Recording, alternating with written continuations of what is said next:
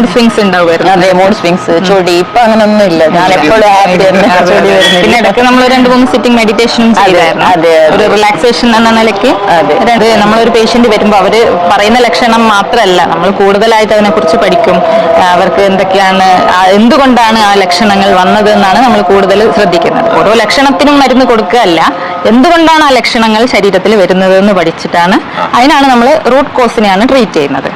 അപ്പോൾ ഈ ലക്ഷണങ്ങളൊക്കെ വെച്ച് നോക്കിയപ്പോൾ തൈറോയിഡ് ആവാൻ സാധ്യത ഉണ്ടെന്ന് പറഞ്ഞിട്ടാണ് തൈറോയിഡ് ടെസ്റ്റ് ചെയ്യാൻ പറഞ്ഞത്. അപ്പോൾ തൈറോയിഡ് തന്നെ 4 തരത്തിൽ പറയാം: ഹൈപ്പർ തൈറോയിഡിസം, ഹൈപ്പോ തൈറോയിഡിസം, അതിൽ തന്നെ ഓട്ടോ ഇമ്മ്യൂൺ, മെറ്റബോളിക്, അങ്ങനെ തരംതിരിക്കാം. അപ്പോൾ അതിൽ തന്നെ ഈ ഹൈപ്പോ തൈറോയിഡിസം കണ്ടപ്പോൾ എനിക്ക് ഓട്ടോ ഇമ്മ്യൂണിറ്റി ഉണ്ടാവാൻ ചാൻസ് ഉണ്ട് എന്നുള്ള ചില ലക്ഷണങ്ങളിലൂടെ കണ്ടപ്പോഴാണ് ആന്റി-TPO ടെസ്റ്റ് ചെയ്ത് നോക്കിയത്.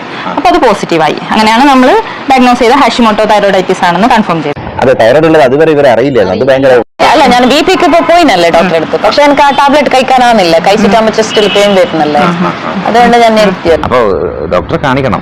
ഞങ്ങളെ കാണിച്ചില്ലെങ്കിലും നമ്മൾ തന്നെ നമ്മൾ ചികിത്സിക്കരുത്. കാര്യങ്ങളൊക്കെ നമ്മൾ അറിഞ്ഞിട്ടുണ്ടാവണം. ഇപ്പൊ എന്തായാലും നിങ്ങൾക്ക് നല്ല ഡോക്ടറെ കിട്ടുകയാണെങ്കിൽ അത് എന്റെ ഭാഗ്യം.